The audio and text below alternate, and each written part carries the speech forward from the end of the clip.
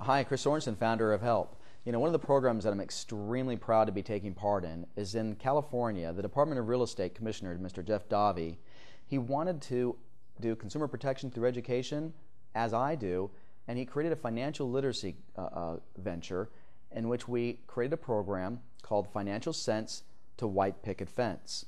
I teach in that class the 4 B's, or at least that's how I refer to them: budgeting, borrowing, buying, and beyond.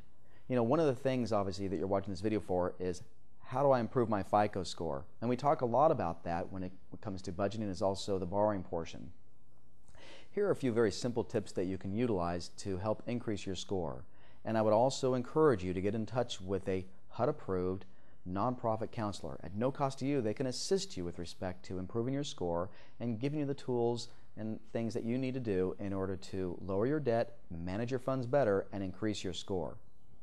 Now, here are a few things, some common little tips and mistakes that people make.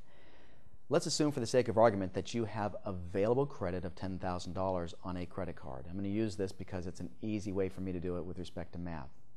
You want to keep your balances at or below 30% of your available credit. So, $10,000 available credit, you don't want to go above a $3,000 balance whenever possible. Now, sadly, what we've also witnessed during this financial crisis is that some banks are limiting or lowering your available credit. In other words, you owe $3,000, you didn't charge anything, but they took your available credit from $10,000, say down to $5,000 or $6,000. Your percentage just went up dramatically, and that will in fact lower your score. Also, we've had people that have contacted, maybe they were late on an AT&T bill or a Verizon cell phone and maybe went to collection, who knows.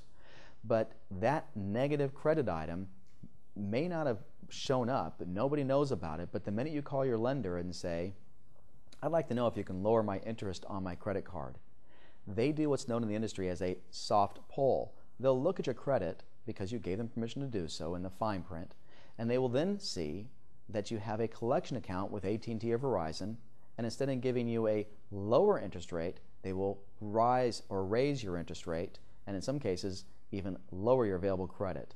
So that falls under the category of be careful in what you wish for. Also, when you're buying a home, one of the things I always try to remind people that is very, very confusing for most, let's take that same Verizon.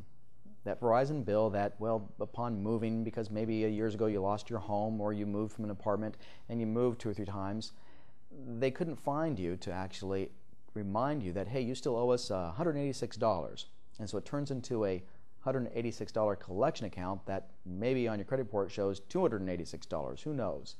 Whatever it is, the amount is not so large that you wouldn't pay it off. And then 3 years later, a year later, whatever the year is, you decide that you want to buy a property and your lender pulls a credit report and gives you a copy of it. And you recognize that there's that collection account and you say to yourself, gosh, that was 3 years ago. I don't want that to stop me from getting a home loan. And so you pay it off. Here's what you did. You just updated a negative credit item, which will dramatically lower your FICO score, and in most cases, if you're right on the border, prevent you from being able to buy a home. So what is the answer? Well, one thing to do with FHA financing is to make sure that the underwriter approves your file subject to that dollar figure, that collection account being paid off through escrow.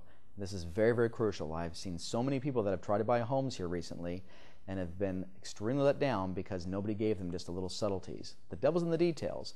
So make sure you find yourself an extreme professional and ask them, hey, are you familiar with the HUD 4155 and all the mortgagee letters, and are you up to date on all of those? Just asking them that is going to put many of them on their heels, but they should know this information and they should be giving you some great advice. And always go back to your Help Certified Professional. They will hold their partners accountable as you hold them accountable with your partner, the HELP program. Thanks for watching, and we'll see you in the next video.